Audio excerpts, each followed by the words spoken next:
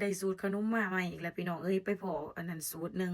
เราอยู่ประเทศเบลเยียมนะครัวคนลาวคือกันนี่แหละเราเฮ็ดอาหารลงไปตะแสบได้พี่น้องได้สูตรมาใหม่ก็ได้เป็นครั้งทำอิฐได้นี่ที่ว่าเฮ็ดขนมอันเฮ็ดเพาะเอิ้นตามซื้อที่เราพาเอิ้นเด้อข่อยก็มาเฮ็ดพี่น้องเอ้ยข่อยก็ได้เอามาเบิ่งนำกันข่อยอัดคลิปแบบมะยุมมะยะมาให้ทุกคนเบิ่ง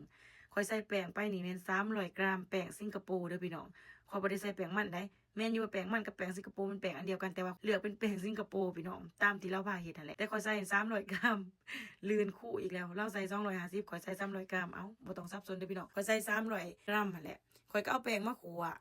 วไปคนไปคือดังที่เห็นนี่แหละคนจนมันเป็นแป้งละเอียดคนไปเรื่อยๆประมาณข่อยใช้เวลาประมาณ7-8 นาทีนี่แหละพี่น้องคนแป้ง300 กรัมนะนี่เดี๋ยวข่อยคนจนว่าแป้งมันออกเป็นฝุ่นๆแบบนี้นะก็คือว่าได้เลยได้หลังจากนั้นก็มาต้มน้ำเสื่อมหรือว่าต้มน้ำตาลใส่กะทินั่นแหละทุกคนเพราะฉะนั้นเอาน้ำตาลใส่ขาวนี่มัน80อันนั้น ml เด้อข่อยพ้องใส่นี่นะและการเกลือนี่มัน1 บวงกาแฟทุกพ้องใส่แนวตวงเด้อพี่น้องมันจึงสะดวกนะข่อยเพิ่มปริมาณขึ้นได้นี่ข่อยเพิ่มปริมาณขึ้นนี่ข่อยใส่น้ำลงไปนี่แม่น60 ml ทุกคนข่อยสิเว้าตามสูตรที่ข่อยเฮ็ดในวิดีโอนี้เลยเด้อแล้วบัดนี้ข่อยใส่น้ำกะทินี่มันข่อยใส่อยู่200 ml ทุกคน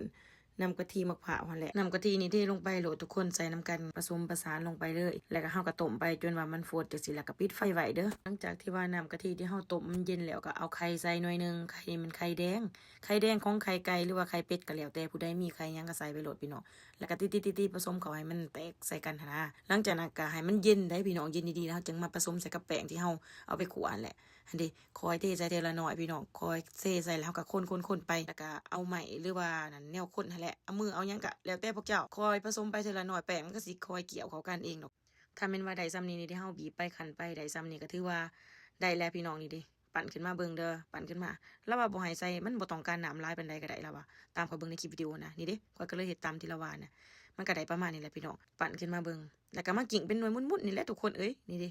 ปั่นเป็นหน่วยมุนๆอยากได้หน่วยน้อยหน่วยใหญ่เฮ็ดขึ้นหน่วยเฮ็ดเพาะนี่แล้วก็คือจินตนาการไปว่าคือเฮาสิกินอันนั้นเฮ็ดเพาะอบนี่นะ หลังจากนั้นก็ไปเตรียมแผ่นพี่น้องปั่นเลยอ่อนพวกจะไปเตรียมมัน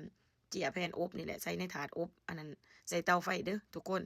บ้านเฮามันจะบ่มีเตาอบจักเขาเจ้าใส่อีหยังแล้วข้อยก็บ่ฮู้เด้อพี่น้องเด้ออันนี้เฮ็ดตามสูตรที่เราว่าเนาะนี่ข้อยก็ปั่นไปทีละน้อยโอ้ยใช้เวลาเติบอยู่พี่น้องปั่นก็ได้เพราะว่าหน่วยน้อยๆแน่ๆเด้เนาะหลังจากนั้นก็ไปเตรียมไฟเลยไฟนี่ข้อยใส่เป็นไฟ180อันนั้นฟาเรนไฮต์เด้อทุกคนนี่เด้ข้อยก็เปิดเตาไว้ก่อนจะได้มาปั่นได้เพราะว่าให้เตามันร้อนๆนะทุกคนเด้ปั่นแล้วเด้พี่น้องนี่เด้หน่วยน้อยหน่วยใหญ่เอาไปอบบัดนี้เข้าไปอบเลย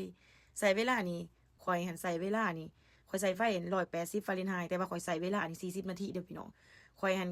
นอกเหนือจากคู่แล้วข้อยลื่นคู่แล้วข้อยคิดว่าอยากให้มันเรื่องงามแฮงข้อยก็ใจร้อนเนาะข้อยก็ไปเอาเบอร์นะพี่น้องเบอร์หรือว่าเขาจะเอิ้นเนยนะไปอุ่นไปเวฟใส่อันนั้นให้มันร้อนแล้วข้อยก็มาทาใส่ขนมในข้อยอยากให้มันออกสีเหลืองนี่เนาะคือกันกับอบโกจีว่าซั่นนี่คือกับอบข้าวจี